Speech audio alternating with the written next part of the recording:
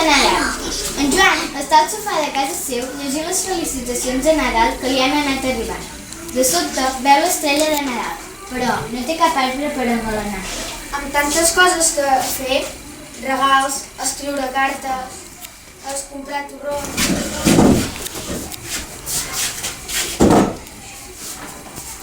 Va trobar un arbre preciós, però quan el va voler tallar, un ocell li va cantar. No, aquest arbre no el pots tallar, perquè és la meva casa.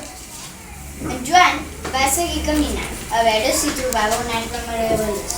En va veure un altre, i quan el va voler tallar, un esquirol li va dir: No, aquest arbre no el pots tallar, perquè és casa meva.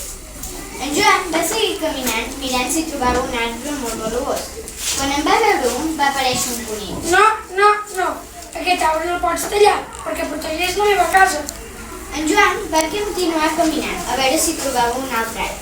Quan el va veure i el volia tallar amb la destral, va aparèixer un ratolí. No, aquest arbre no el pots tallar, perquè he vist jo.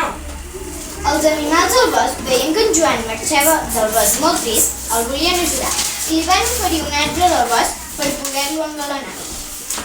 Aquest arbre és un bon arbre de Nadal. Si vols celebrar el Nadal, al bosc l'has de deixar. Els arbres són l'aliment i la casa de molts animals petits, mitjans i grans. I gràcies a ells podem respirar. En Joan té l'estrella de Nadal i la posa a l'arbre del bosc. I tots els animals celebren amb ell l'arribada del Nadal. I es queda al bosc, i així els animals estan contents.